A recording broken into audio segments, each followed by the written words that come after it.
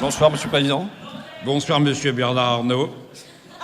Donc, je pars dans ma déclaration préalable. Non, auparavant, Monsieur Bernard Arnault, vous allez jurer de dire la vérité. Rien que la vérité. Toute la vérité, de lever la main droite et de dire « je le jure ». Je le jure. Très bien, Monsieur Bernard Arnault, nous vous écoutons. Bon, je suis évidemment assez scandalisé par le procès que vous intentez à mon ami Emmanuel Macron, et je viens ici pour témoigner des valeurs de solidarité, d'écoute, d'empathie qui animent le président de la République. C'est tellement la France.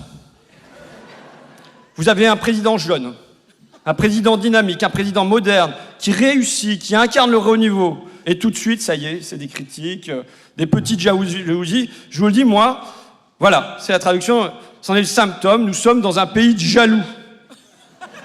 Il y a des esprits mesquins, partout. Moi, je le vois, par exemple, vous savez que j'ai enfin accédé à la 3e marche des fortunes mondiales dans le classement force. Ça pourrait être une fierté pour la France. On a la médaille de bronze. Ça nous arrive pas si souvent. Et à la place d'applaudir, à la place de féliciter, voilà qu'il y en a qui calculent plus 11 milliards d'euros en un mois, on me dit. Alors ils se mettent à faire des calculs, 350 millions d'euros par jour, 15 millions de l'heure, 250 000 euros par minute, 4 500 euros par seconde. Il y a un mec qui traduit ça, gna gna gna gna gna, injustice fiscale, inégalité, patati patata. Ils me disent, ça fait 4 SMIC par seconde. Et alors? Comme si c'était pas un truc archaïque, le SMIC. On est tellement mesquin, je vais vous dire, on est dans un pays tellement mesquin, je vois des gens qui manifestent pour avoir quoi? 1%, 2% d'augmentation sur ce SMIC, c'est-à-dire 10 euros, 20 euros en plus. Vous imaginez la mesquinerie de ce pays? Quand j'ai entendu parler la première fois d'Emmanuel Macron, il était de gauche, et je vous ai dit, sûr que pour moi, tout de suite, ça a des relents d'Union soviétique. On commence par l'impôt sur le revenu, on se retrouve au goulag. Et donc, bon, plus que méfiant, hein. Il se trouvait au secrétariat général de l'Élysée, et là quand même, bon, c'était du temps de Hollande, et c'est la première fois où il m'a vraiment bluffé quand même, hein. Le pacte de responsabilité, j'ai trouvé que c'était une idée formidable. Le CICE, vous savez, donner 20 milliards d'euros comme ça aux entreprises, moi, je me suis méfié. J'ai flairé le piège. Je me suis dit, qu'est-ce qu'il y a comme contrepartie? Ils vont nous demander des obligations, on va être obligé d'embaucher, comme ça s'appelait emploi en plus, est-ce qu'il y a des papiers à en remplir? Mais rien. Rien de rien. Là, il m'a scotché. Je veux dire, dans le privé, c'est moi qui en ai bénéficié le plus, hein. Avec Carrefour, plus de 700 millions en 5 ans. Et là vous allez rire. Là où c'est le plus drôle, c'est que j'ai utilisé ce crédit d'impôt compétitivité emploi pour licencier. Pour licencier 3000 caissières.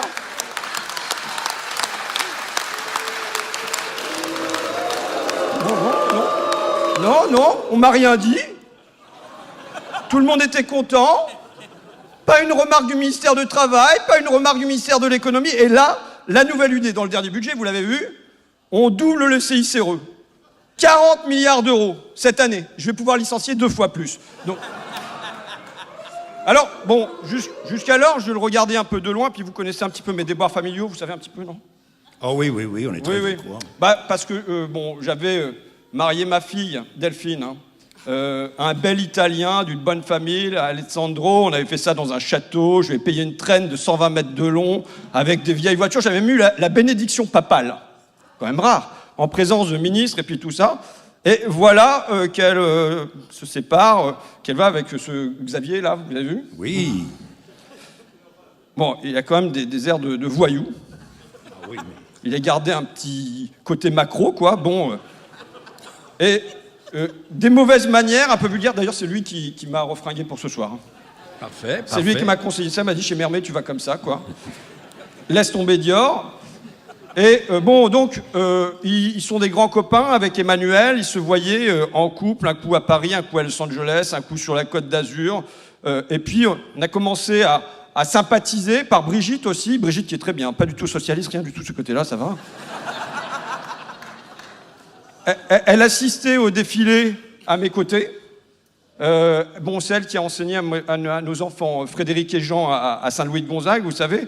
Donc ça nous a rapprochés, on lui a prêté des robes Dior à 15 000 €. Bon, c'était assez sympa. Et début 2016, quand il y a eu cette idée-là, En Marche, quand ce projet a commencé à émerger, bon, on a commencé à recevoir Emmanuel et Brigitte en couple chaque semaine à la maison. On l'a fait ça discrètement. Parce qu'un ministre socialiste de l'économie chez l'homme le plus riche du monde, de France, pardon, ça pouvait faire jaser. C'est mon ambition qui me trahit, vous voyez, des lapsus comme ça. De quoi on parlait? C'est la question de choses et d'autres. Hein. De Bach et de l'impôt de solidarité sur la fortune, de Beethoven et de la flat tax, de Van Gogh et de l'exit tax, de Mondrian et de l'impôt sur les sociétés, de Yves Klein et des prud'hommes, bon, de l'art contemporain en général, quoi. Mon gendre Xavier me taquinait, et semaine après semaine, il disait « Alors, qu'est-ce qu'il y a cette semaine sur ta liste de courses ?» Ma grande idée que je cherchais à lui filer, c'est, vous savez, il y a ce truc sur les mairies, là. Liberté, égalité, fraternité. Qu'est-ce que ça veut dire? C'est flou. Ça signifie rien. On dit des valeurs. Mais elles cotent combien en bourse, ces valeurs? Même, peut-être, c'est des valeurs qui peuvent nous coûter, si on les prend au sérieux. Alors, moi, j'ai tout de suite proposé de le remplacer par rentabilité, efficacité, productivité. Et je dois dire que sur toutes mes demandes, j'ai trouvé un homme très à l'écoute, qui faisait preuve d'une empathie, qui comprend les difficultés pour une famille comme la nôtre de vivre dans un pays comme la France. Bon, donc ça c'était avant la campagne électorale, j'avais encore des réserves, parce que bon, il venait de ce côté-là, je vous l'ai dit, gauche, tout ça, là. Et après, on s'est tous rebattus à fond sur lui. Hein. Après Fillon, là... moi, j'ai mis Les Échos, Le Parisien, L'Opinion, j'ai tous mis dessus. Xavier, il a fait pareil. Patrick a fait pareil. Vincent a fait pareil. Arnaud a fait pareil. Martin a fait pareil. Au-delà de notre petite querelle, on y est tous allés sur lui. Et on ne l'a pas regretté. Il faut dire ce qui est. Alors, d'ailleurs, mon gendre, toujours, Xavier, qui est taquin, il est taquin. Il s'amusait, là, après l'élection, à cocher la liste de courses. Vous voyez, impôt de solidarité sur la fortune, c'est fait. Exit tax, c'est fait. Flat tax, c'est fait. Parce que c'est un homme de parole, en plus. Emmanuel Macron tient ses promesses. Mais moi, au-delà des chiffres, j'ai apprécié son tact. Dans ses grands discours à Versailles, à la télé, au 14 juillet, jamais il avait un mot sur l'évasion fiscale, sur l'optimisation, sur toutes ces petites choses, là, vous voyez. Il préférait parler de fraude sociale, et je trouve ça vachement classe de sa part, quoi. Un mutisme total. Et ça, c'est quand même quelque chose qu'on doit saluer. D'ailleurs, même dans son allocution la semaine dernière, post-grand débat, je l'ai trouvé à nouveau plein de sensibilité, de délicatesse et même d'humour. Il a dit quoi sur l'évasion fiscale? Mais le gouvernement a tout fait. Et donc ça, j'ai trouvé que c'était drôle. Bon, je veux dire, il est suffisamment entouré d'amis pour savoir comment ça se passe, Emmanuel, mais... Une minute. Ça me va. Ça me va, de toute façon, mon temps est précieux.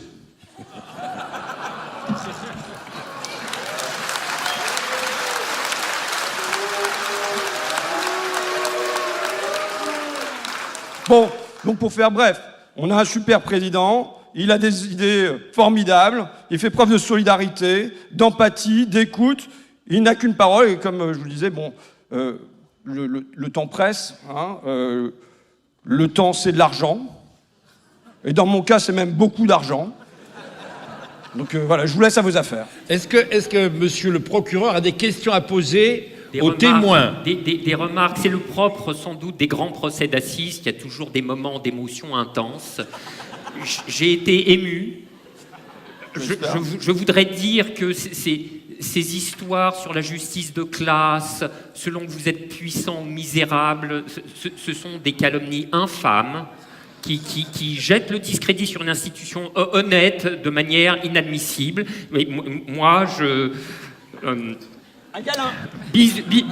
Béco Bernard. Cœur. Très émouvant, en effet. Est-ce que la défense a quelque chose à dire? Oui, Monsieur le Président. Alors évidemment, je suis un petit peu étonné de cette collusion de l'accusation avec le témoin, mais j'aimerais dire à Monsieur Bolloré, Niel, Arnaud, pardon. Excusez-moi, je confondais. Il y en a qui suivent. Je défends Emmanuel Macron, donc bien évidemment, je vous défends également, et j'aimerais dire aux personnes dans la salle que je crois que vous êtes profondément incompris Car moi, j'ai été très touché quand vous avez parlé des Paradise Papers, quand vous avez évoqué, sans les mentionner par pudeur sans doute, les paradis fiscaux. Moi, j'ai senti que c'était votre façon à vous de dire « je veux du soleil ».